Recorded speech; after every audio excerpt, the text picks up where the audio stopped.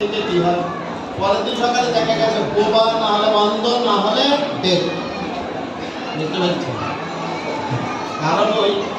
ভক্তপি গৌরলীলা করে করা হয় কোনো কোনো ভাগ্যবানে দেখি দরকার ভাগ্যবানের নিচে আন্দোলন করতে হয় ভাগ্যবান ব্যক্তি ছাড়া একটা দর্শন করে হবে হ্যাঁ তো হিন্দু বলে এখনো বলি এখনো চলছে ছেলেরা নিয়ে চলছে ছেলেরা তো হিন্দু বলে যখন একমাত্র হরিদাস গোস্বামী ওখানে থেকে প্রতিদিন কীর্তন শোনাতে ওনার কীর্তন শ্রবণ করার জন্য প্রতিদিন রাধা গোবিন্দ তার কোলে এসে বসতেন কোলে গুরুর উপরে বসতেন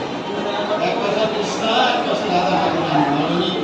তার সুললিত কণ্ঠে মহিমা কীর্তন করছে চিন্তা করেন কেমন কেমন ভগবান আসছে তার কাছে কীর্তন হচ্ছে অন্য একটা প্রাণী সেখানে থাকতে পারে না রাত্রে কিন্তু তিনি আছেন তিনি হচ্ছেন হরিদাস গোস্বামী তাই বাকি বিহারী একটু ছোট লীলা বলে শেষ করি বাকি বিহারী যে পূজারী ছিলেন পূজারীকে সবটা আদিষ্টি করছে হ্যাঁ বাকি বিহারী পূজারীকে সবটা আদিষ্টি করছে আরে পূজারী আমাকে একটু জিলাপি খাওয়াবো জিলাপ বুঝতে পেরেছি জিলাপ তো পূজারী পূজা করতে করতে কারণ বৃন্দাবনের যে সমস্ত মন্দিরগুলি মন্দির আছে ৫,০০০ মন্দির আছে কৃষ্ণ বলরাম মন্দির বুঝতে পেরেছি যতক্ষণ ৩ ঘন্টা সেবা থাকবে ৩ ঘন্টা ধরে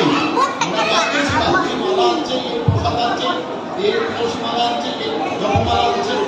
আমার ওই মালাগুলি তোমাকে ভগবান থেকে এনে ভক্তদের ধরিয়ে দিচ্ছে এক করতে হবে বাকিটা তো পদ্মা তোমার জন্য ৩ জন আছে পদ্মাটা দিয়ে দিচ্ছে আবার পদ্মা করছে আর চিন্তা করে সাক্ষাৎ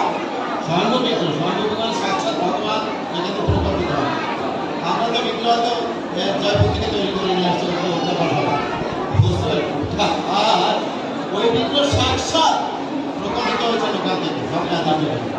মাধবেন্দ্র পরিবার গোপাল বিগ্রহ প্রকটিত